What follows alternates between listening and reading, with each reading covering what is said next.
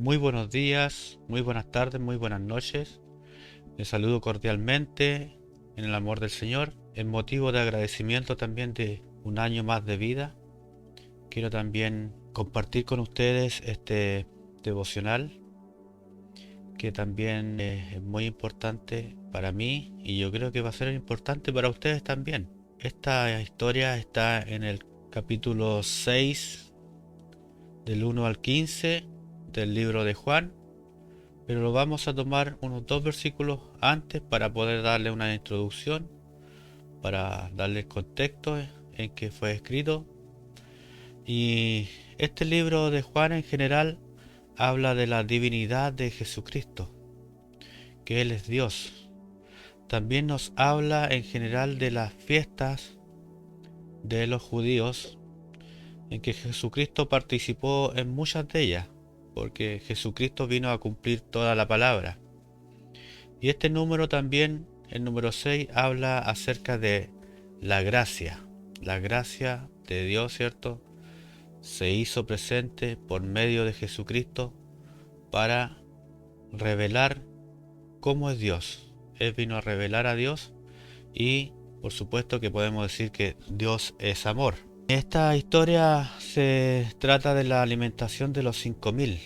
También, como ahí nos decía anteriormente, porque si creyereis a Moisés, me creeríais a mí, porque de mí escribió él. Pero si no creyereis a sus escritos, ¿cómo creyereis a mis palabras?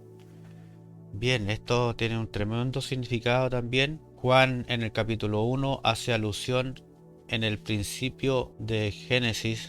También es en particular este libro de Juan menciona a Génesis también. En el capítulo 1 nos dice, en el principio era el verbo, y el verbo era con Dios, y el verbo era Dios. Esta era en el principio con Dios. Todas las cosas por Él fueron hechas, y sin Él nada de lo que ha sido hecho fue hecho. Aquí nos habla del verbo, ¿cierto? Que el verbo es Jesucristo, que Él es la palabra viva. Él también nos menciona, ¿cierto?, en este libro de Juan, que Él es el pan de vida, es la palabra que nos alimenta a nosotros cada día y que nos da fuerzas para seguir adelante. Pero también está la palabra rema, que es la palabra que produce un cambio. Podemos ver, ¿cierto?, que Jesucristo en la eternidad, allá, junto con Dios y el Espíritu Santo, trabajaron conjuntamente para ir creando las cosas. Y Jesucristo pronunció la palabra y fue hecho todo lo que hoy día podemos ver. Y esa palabra sigue produciendo un cambio también. Por eso es que hay que aprovechar las instancias para poder hablar de la palabra, para predicar la palabra a tiempo y afuera de tiempo, también como lo dice el apóstol Pablo a Timoteo. Así que eso significa lo que es la palabra también, el logos, que es el verbo, y también la palabra rema.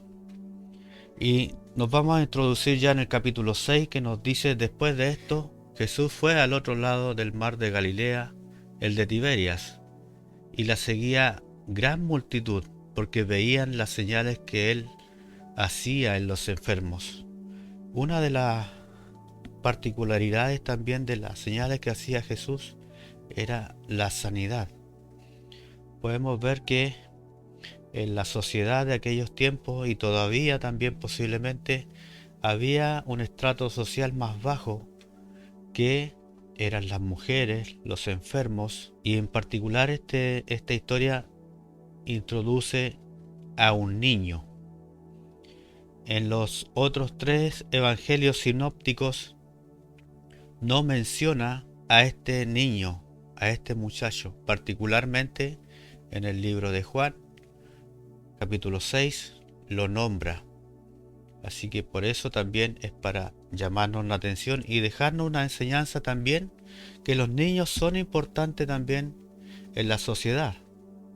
Los niños tienen un futuro con Dios, y es ahí también donde se debe de sembrar la semilla del Evangelio. Así que qué mejor edad para los niños que, así como Jesucristo les dijo, dejad los niños venid a mí y no se lo impidáis, porque de los tales es el reino de los cielos. Nosotros debemos de instruir a los niños en los caminos del Señor. Y qué mejor, ¿cierto?, que dejarlo a los pies de Jesucristo para que Él también les ministre y les ayude y se pueda revelar también, como en esta historia, Él se quiso revelar como Dios haciendo los milagros. También Él se quiere revelar a los niños. A cierta edad también tienen conciencia de quién es Jesucristo. Y podemos ver que algunos niños a temprana edad ya tienen una relación con el Señor.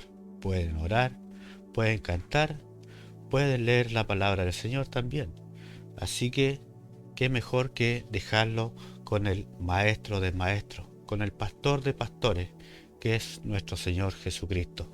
Y le seguía gran multitud porque veían las señales que hacía en los enfermos. Entonces subió Jesús a un monte y se sentó allí con sus discípulos. También podemos ver este monte que es nombrado, en donde muestra que Jesucristo tiene toda la autoridad para hacer milagros, tiene toda la autoridad para sanar. Para Él no hay nada imposible. Así que solamente debemos de confiar y creer en Él y su palabra. Y estaba cerca la Pascua, la fiesta de los judíos. Cuando alzó Jesús los ojos y vio que había venido a él gran multitud, dijo a Felipe: ¿de dónde compraremos pan para que coman estos? Pero esto decía para probarle, porque él sabía lo que había de hacer. Podemos ver, ¿cierto?, que Jesucristo también estaba ya cerca la Pascua, la fiesta de los judíos. Él quería acercarse a ellos, a estas ovejas perdidas, a estos leprosos, a estos niños, a aquellos también, a los primeros que se le apareció el Evangelio fueron los pastores de ovejas, que también estaban fuera de la sociedad. Aquellos que no podían cumplir la ley estaban excluidos de la sociedad. Pero Jesucristo, mediante su gracia y su misericordia, se pudo acercar a estas personas que estaban en lo más bajo de la sociedad. Aquella mujer pecadora, aquella mujer con el flujo de sangre también. Y Él quiere que todos procedan al arrepentimiento, que todos le conozcan. Y en el versículo 7 nos dice: Felipe le respondió: 200 denarios de pan no bastarían para que cada uno de ellos tomase un poco. Aquí podemos ver también la mentalidad que nosotros tenemos, en que basamos las cosas y basamos nuestra mentalidad en el dinero. ¿Qué podemos hacer con el dinero? Pero no pensamos en lo espiritual, en lo que está detrás de esta enseñanza. Para Jesucristo no le bastaba el dinero, porque Él podía hacer todas las cosas nuevas. Así que muchas veces nosotros tachamos de incrédulos hasta los mismos discípulos, por supuesto, pero ellos representan también lo que nosotros pensamos muchas veces, que limitamos a Dios, pero Dios no ha cambiado. Dios es el mismo de ayer y por los siglos de los siglos, y es necesario que nosotros renovemos nuestra mente y ya no estemos pensando también como los discípulos siempre en el dinero. Dios puede hacer milagros en cualquier momento, así que solo debes de creer. Y uno de sus discípulos nos habla en el versículo 8. Andrés, hermano de Simón Pedro, le dijo: aquí hay un muchacho que tiene 5 panes de cebada y 2 pececillos. ¿Más que esto para tantos? Aquí podemos ver también a otro discípulo, a Andrés, hermano de Simón Pedro, que pone su vista en este niño que aparece.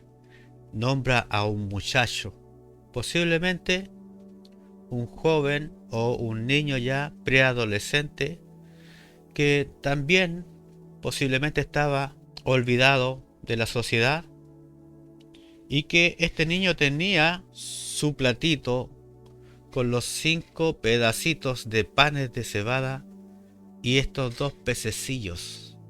Era su porción, era su comida de ese momento. Pero el niño en ningún momento dijo: no me lo quiten. ¿Se dan cuenta? En la actitud también del niño no lo dice, pero tampoco hay una objeción. El niño tuvo la voluntad también de poder en ese momento servir a Dios con esta pequeña porción. Y Dios, por supuesto, que lo quiso usar para hacer este tremendo milagro de la alimentación de los 5.000, que aquí no se nombra ni a las mujeres ni a los demás niños. Posiblemente esto puede ser un número que se pueda triplicar, pero en ese tiempo solamente se contaban los varones. Pero Dios quiere usarte a ti también. Posiblemente tú, cuando fuiste niño, veías las cosas imposibles de hacerlas. Posiblemente alguien te dijo: no, tú no vas a poder. O a lo mejor en el colegio te miraron en menos porque eras un niño insignificante. Pero en las manos de Dios tú puedes hacer tremendas cosas.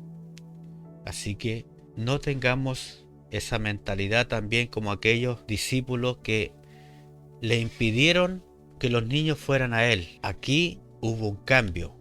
Este discípulo, que es Andrés, quiso también hacer participar a este niño en esta bendición. Y démosles la oportunidad a los niños también en el plano espiritual.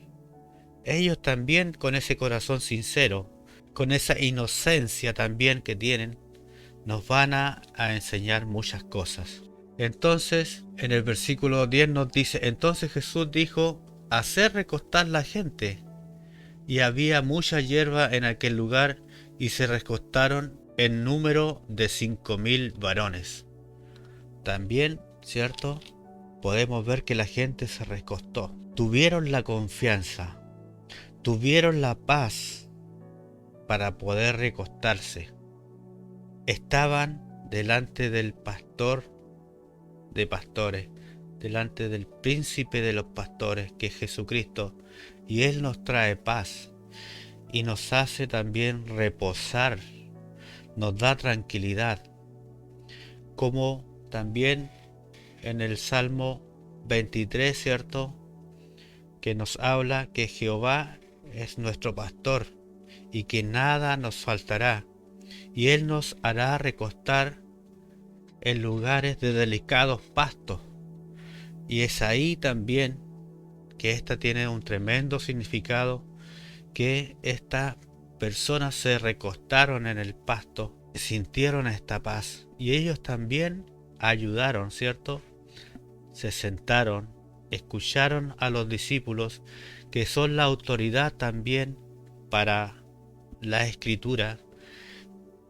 Ellos recibieron directamente la enseñanza de Jesucristo, y es por eso que nosotros siempre debemos rescatar sus escritos aquí en este precioso evangelio.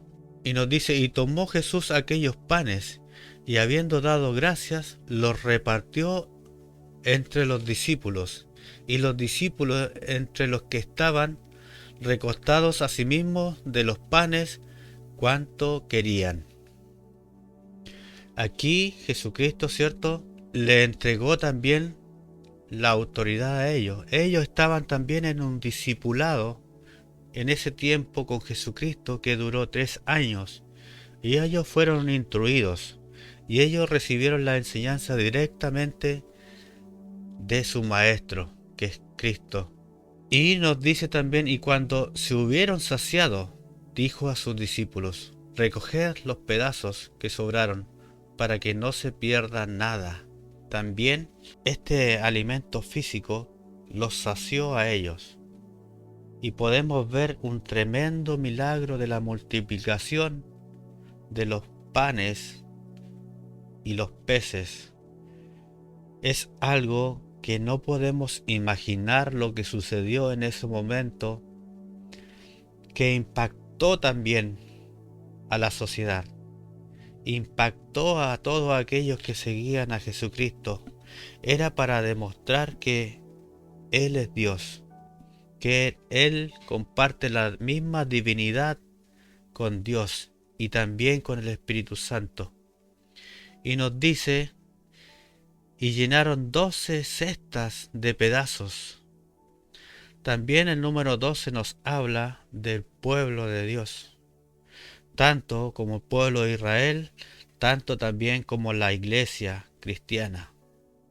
Habla del pueblo de Dios, estos 12 cestas de pedazos, que de los 5 panes de cebada sobraron a los que habían comido. De esos 5 trocitos, posiblemente de esta merienda de este niño, sobraron 12 cestas. Algo increíble, algo que revolucionó aquellos tiempos al pueblo de Israel. Y ellos creyeron, muchos creyeron que Jesucristo es el Mesías, que Jesucristo es el Hijo de Dios y que también hasta estos tiempos Él hace milagros. Cada día para nosotros también es un milagro y podemos ver la gracia del Señor también en nuestras vidas. Aquellos hombres entonces, viendo la señal que Jesús había hecho, dijeron: este verdaderamente es el profeta que había de venir al mundo. Como yo les decía, los milagros y las señales era para crear una convicción en aquella multitud, y ellos creyeron, porque Jesucristo lo dijo en el comienzo: porque si creyeseis a Moisés, me creeríais a mí, porque de mí escribió él. Pero si no creyereis a sus escritos, ¿cómo creeráis a mis palabras? Aquí hubo un resultado de este gran milagro. Y por supuesto que también la palabra ha creado un resultado en nuestras vidas. Posiblemente tú fuiste un niño que a lo mejor nadie creyó en ti, un niño pequeño, insignificante, posiblemente por la sociedad, pero tú puedes llegar a hacer grandes cosas en las manos de Dios. Y también para concluir nos dice: pero entendiendo Jesús que iban a venir para apoderarse de él y hacerle rey, volvió a retirarse al monte solo. Jesucristo, cierto, vino con un propósito. Y ese propósito no era para quedar como rey terrenal, sino que el propósito de él era la cruz. El propósito de él era dar la vida por todas aquellas personas que le habían seguido. Ese era el propósito de Jesucristo, que él venía a morir, como lo dijo Juan también, ¿cierto? Juan el Bautista: he aquí el Cordero de Dios que quita el pecado del mundo.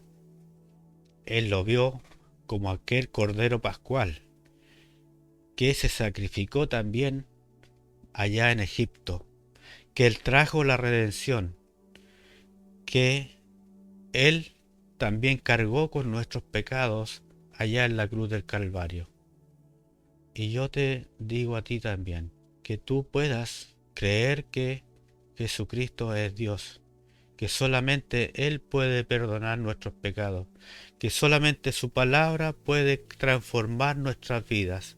Esa palabra rema, el verbo, eso genera un cambio.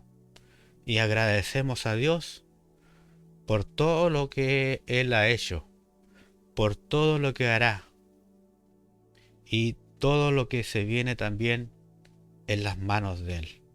Así que yo te quiero dejar con esta enseñanza, que tú puedas meditar y leer tu Biblia también, que vayas a la fuente para que esa palabra pueda ir generando un cambio también.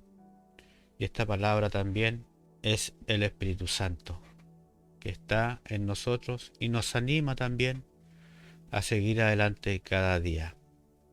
Que el Señor les bendiga, que tengan una linda semana y sigamos adelante con la ayuda del Señor. Muchas bendiciones.